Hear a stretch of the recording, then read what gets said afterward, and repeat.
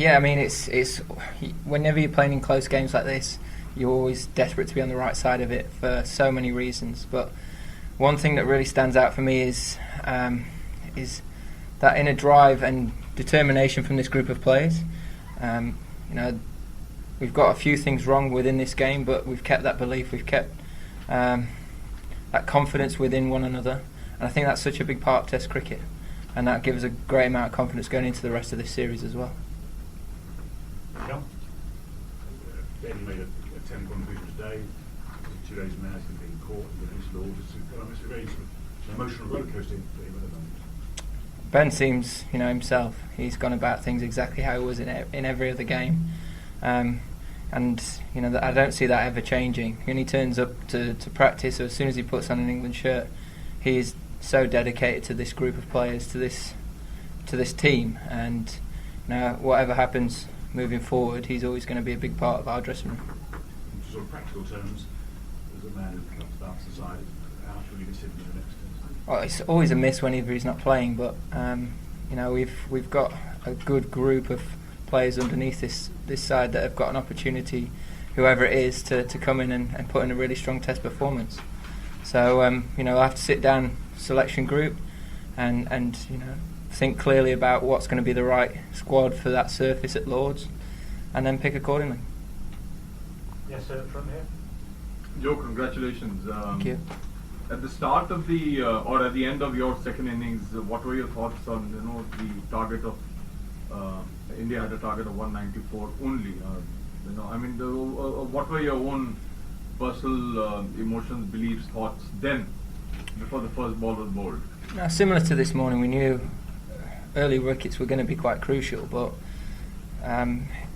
the way that this Test match had gone to that point, it always seemed that if you took one wicket, you were going to get 2 or 3, and we always felt like we were in the game. The ball swung throughout, and credit to both bowling sides actually. India's attack and obviously ours, we exploited that really well, made it very difficult for all the batters on that surface, and I think sometimes it's easy to criticise batting group, but I thought the way both seaming groups bowled in particular was outstanding, and hence why we finished so quickly. It was a great surface. We'd made for some great Test cricket, and I think it's important that you don't underestimate how well people have bowled on that. Gentlemen, sir, all right. Yeah.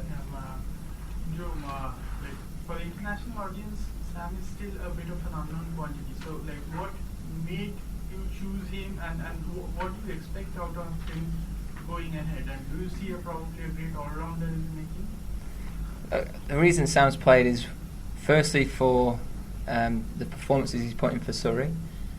He's made some big contributions for his county side, been a big part of that team, and whenever he's been around and whenever you watch him operate on the field, he has this desire and steeliness within him, which just similar to Ben, wants to be involved in the big occasions, and that obviously suits playing Test match cricket, and you've seen that throughout this game.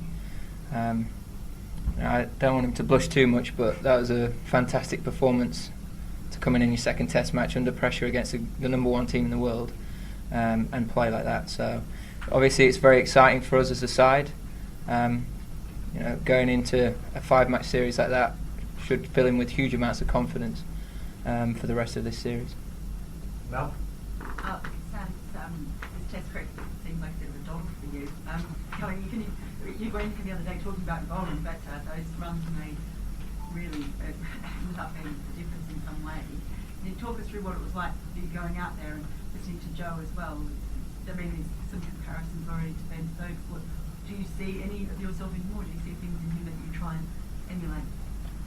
Yeah, definitely. I think obviously Stokes is one of the guys I've kind of looked at going forward in my game and kind of trying to have his passion, and I think I've naturally got quite a competitive spirit in my body, and as Ruti said, I've had a couple of chats with Ruti yesterday before I went out to bat, and I was just trying to not think about the occasion, just play my natural game in the way I have been doing for Surrey. So it was one of those, I'm a type of person who just tries to just play my natural game and not kind of worry about what people think, and just play my natural way I have been for Surrey, and lucky enough a few balls came out the middle, and it was just one of those days. It was pretty special. As Ruti said, I can't really all feels surreal, and I'm all just trying to take it all in.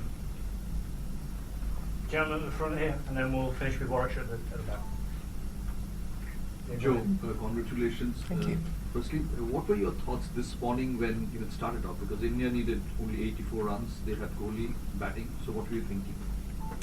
Well, I was thinking, making sure that we didn't give any boundaries away, made it very difficult for them to score freely. But ultimately, we've seen throughout this game in particular, the ball has moved around, and if we put the ball in the right areas for long enough, we'd get our rewards.